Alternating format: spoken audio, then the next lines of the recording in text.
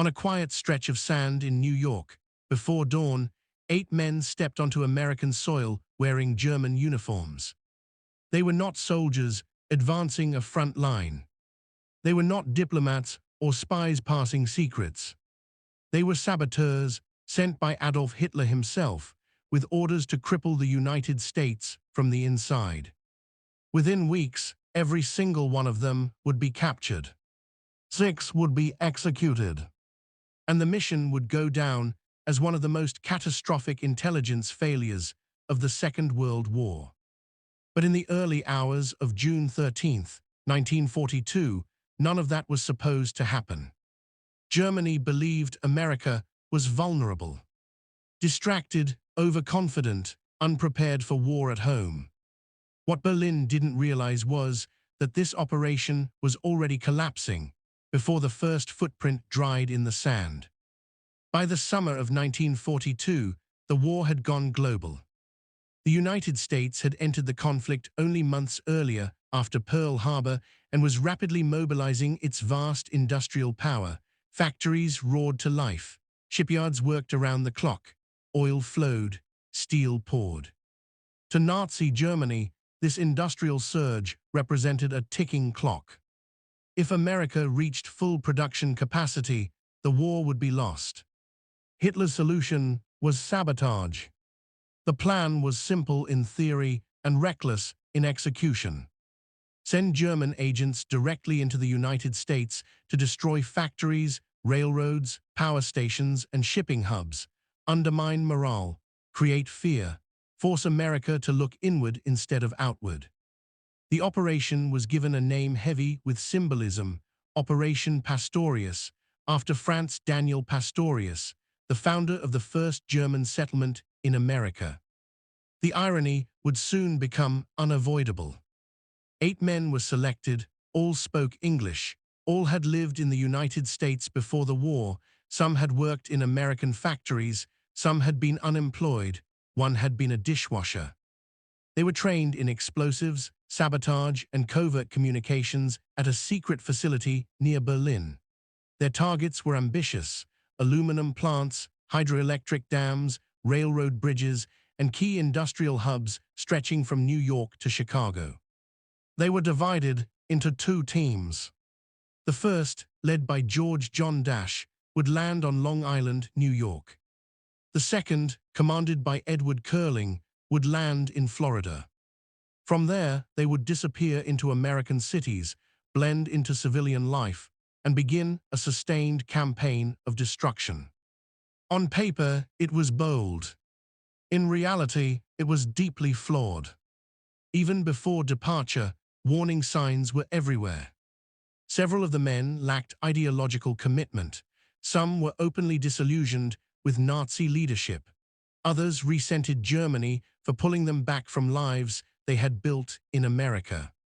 One man in particular stood out. George Dash, the leader of the New York team, was not a true believer. He despised the Nazi regime. He feared the consequences of the mission, and most critically, he was already considering betrayal. Berlin either missed these signs or chose to ignore them. On June 12, 1942, a German submarine surfaced off the coast of Long Island under cover of darkness. The sea was calm, the shoreline quiet. Shortly after midnight, Dash and 3 others climbed into a rubber boat and paddled toward the beach near Amagansett. They wore full German military uniforms. The reasoning was cold and legalistic. If captured immediately, they wanted to be treated as prisoners of war rather than spies. But the decision revealed a deeper problem. This mission relied on perfect timing, perfect secrecy, and perfect luck. They had none of the 3. As the men buried crates of explosives and civilian clothes in the sand, a Coast Guard patrolman appeared through the mist. Seaman John Cullen was only 21 years old. He was unarmed, and he had no idea that he was about to stumble into Nazi Germany's most reckless gamble. Dash approached him calmly and made a fatal mistake. Instead of neutralizing Cullen, instead of fleeing, instead of maintaining cover, Dash tried to bribe him. He offered money, he spoke nervously, he hesitated. Cullen pretended to cooperate, backed away slowly, and ran. Within hours, the Coast Guard discovered the buried explosives. The beach was sealed, the alarm was raised. Operation Pastorius had been exposed on its very first night. But the most devastating blow was still coming. Dash didn't run. He didn't hide. And he didn't wait for capture. Less than 2 weeks later, he would walk into FBI headquarters in Washington, D.C., and hand them Germany's entire sabotage plan. What followed was a manhunt unlike anything the United States had ever conducted on its own soil. And it would expose not only the saboteurs, but the profound miscalculations at the heart of Nazi intelligence. When George Dash walked into FBI headquarters on June 19, 1942, the agents at the front desk didn't believe him. He claimed he was a German saboteur. He claimed there were others. And he claimed the mission had already begun.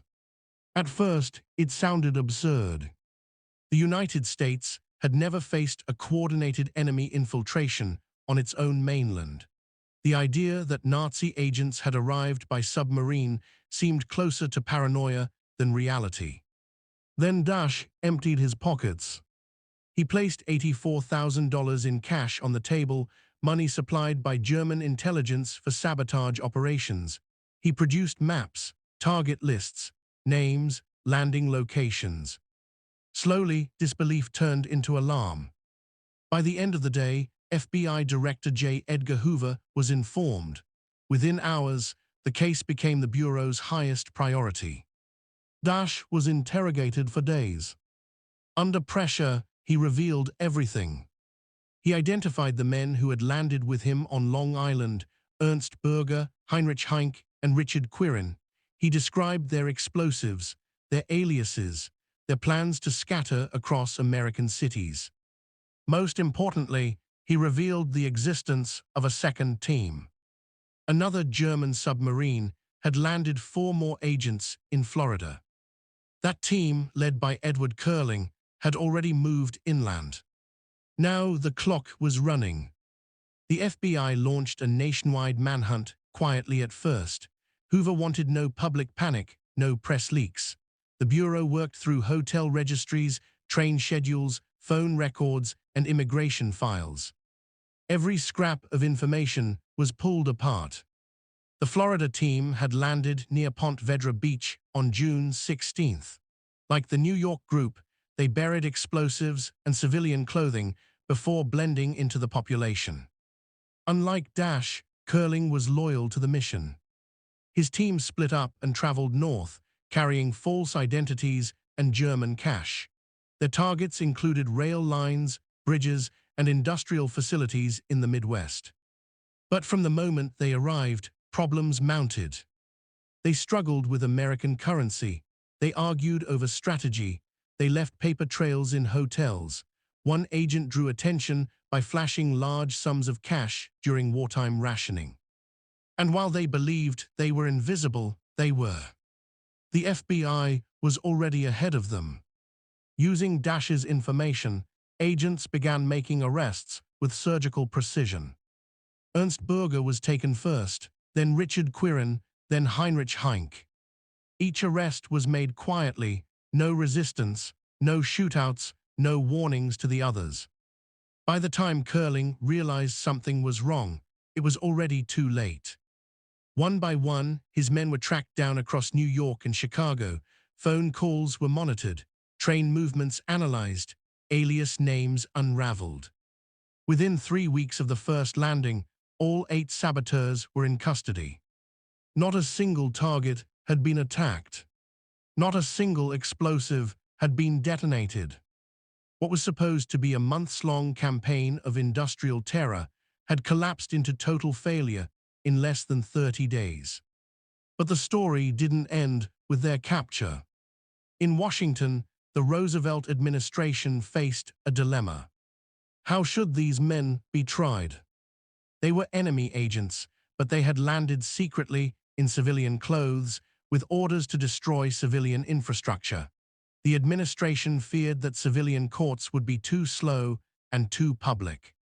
President Franklin D. Roosevelt made a decisive choice.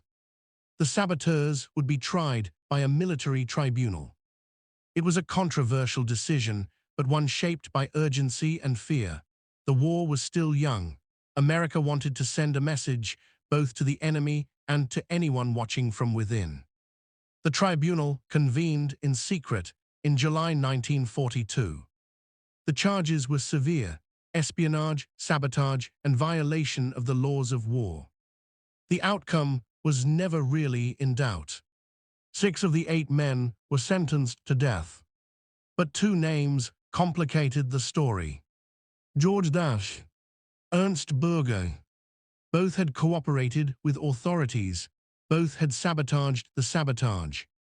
Their actions had saved American lives and humiliated Nazi intelligence. But mercy in wartime was limited. As the executions were scheduled, a deeper truth emerged. Operation Pastorius didn't fail because of bad luck.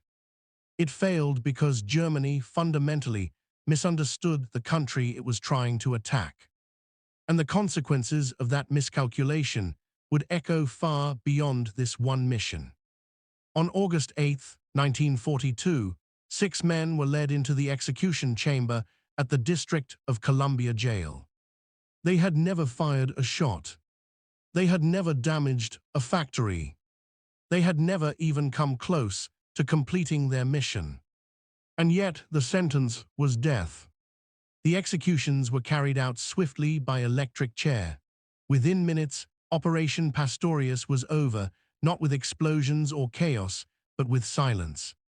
George Dash and Ernst Burger were spared execution, but not freedom. President Roosevelt commuted their sentences to long prison terms, unwilling to fully pardon men who had still entered the country as enemy agents. The message was deliberate.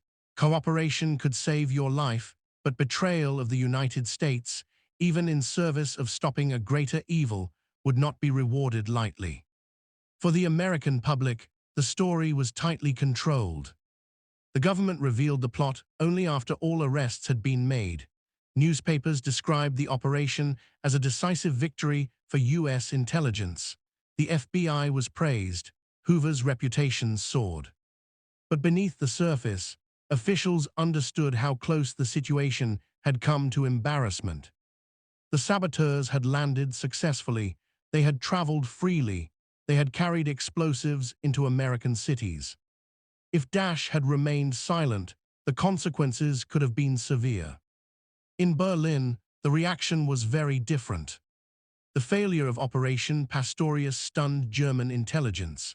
Admiral Wilhelm Canaris, head of the WWII, faced quiet scrutiny. The mission had exposed glaring weaknesses: poor vetting, overconfidence, and a dangerous misunderstanding of American society. The WWII had assumed that German-born agents could simply return to the United States and blend in, that their language skills and past residency were enough. They failed to grasp how deeply the war had changed America. By 1942, patriotism ran high. Suspicion was everywhere. Rationing, blackouts, and propaganda had created a society alert to threat. Most critically, Germany underestimated loyalty. Dash's betrayal wasn't an anomaly, it was a warning sign. Several agents had expressed doubts before departure. Others had personal ties that conflicted with their orders. The mission had relied on obedience, not belief. And obedience alone is fragile. After Pastorius, Hitler's confidence in the WWII collapsed. He no longer trusted traditional intelligence operations against the United States. Future sabotage plans were cancelled or scaled back. Germany would never again attempt a direct infiltration of the American mainland on this scale. Instead, Berlin turned to propaganda, long-range weapons, and eventually desperation. The strategic impact of Operation Pastorius wasn't measured in damage done, but in opportunities lost. Germany had gambled on internal sabotage instead of focusing resources elsewhere, and the failure reinforced a growing realization inside the Nazi leadership: America was not a soft target. For the FBI, the case became legendary. It was cited for decades as proof of the Bureau's effectiveness. Hoover used it to expand domestic intelligence powers, arguing that vigilance had prevented catastrophe. But historians later noted an uncomfortable truth. The FBI didn't uncover Operation Pastorius. George Dash did. The mission collapsed not because American intelligence was flawless, but because the operation was flawed at its core. A plan built on secrecy cannot survive doubt. And doubt was embedded in Operation Pastorius from the very beginning. 2 years later, in 1944, George Dash and Ernst Berger were deported to the American-occupied zone of Germany. They returned to a country in ruins. Neither man found forgiveness. Both were shunned. Both lived out their lives in obscurity, marked as traitors by one nation and criminals by another. Their story faded from public memory. But Operation Pastorius remains a case study in how arrogance, misjudgment, and human hesitation can derail even the most carefully planned missions. And it offers a final lesson. Wars are not only lost on battlefields. Sometimes they collapse quietly on a dark beach before the first shot is ever fired. Operation Pastorius was meant to be the opening chapter of a hidden war. Instead, it became its epilogue. After the executions, the United States quietly fortified its coastline. Patrols increased. Harbor defenses were strengthened. Civil defense programs expanded. The fear was no longer abstract. Enemy agents had walked the beaches, ridden the trains, slept in American cities. But the silence that followed was telling. No second wave came. No follow-up missions were launched. No factories burned. Germany never tried again. Inside the Nazi leadership, the failure triggered a shift that rarely makes headlines. Hitler's faith in human intelligence, especially long-range sabotage, collapsed. The Abwehr was sidelined. Rival agencies clawed for influence. Internal distrust deepened. Operation Pastorius had not just failed operationally. It had poisoned confidence. The idea that German agents could infiltrate America, live undetected, and carry out coordinated destruction now seemed naive. The country was too vast, too alert, and too unpredictable. America, the supposed soft target, had proven resistant not because of perfect defenses, but because of people. People who noticed unusual behavior. People who asked questions. People who ran when something felt wrong. And one man who chose confession over obedience. George Dash is often remembered as a traitor or a coward. But history paints a more complicated picture. He was not a hero in the traditional sense. He didn't act out of loyalty to the United States. He acted out of fear, resentment, and moral conflict, yet his decision dismantled an entire operation. One moment of hesitation destroyed months of planning. For modern intelligence agencies, Pastorius remains a cautionary tale. No matter how detailed a mission appears on paper, it ultimately rests on human reliability. Ideology cannot be assumed, loyalty cannot be trained in a classroom, and secrecy cannot survive internal fracture. Germany believed the mission failed because of bad luck. In reality, it failed because it never understood its own agents. Or its enemy. America was not waiting passively for attack. It was already mobilized, socially, psychologically, and industrially. The war had unified the country in ways Nazi planners failed to recognize. Operation Pastorius exposed a strategic blindness that would haunt Germany for the rest of the war. And yet, for decades, the story remained largely forgotten, overshadowed by battlefield heroics. Buried beneath larger campaigns, reduced to a footnote in intelligence history. But it deserves attention, not because of what happened, but because of what almost did. 8 men, 2 submarines, enough explosives to cripple key industries, and a mission that unraveled before it could leave a scar. Sometimes the most dangerous plans fail not with chaos, but with a quiet confession. And sometimes the greatest defeats are the ones no one ever sees.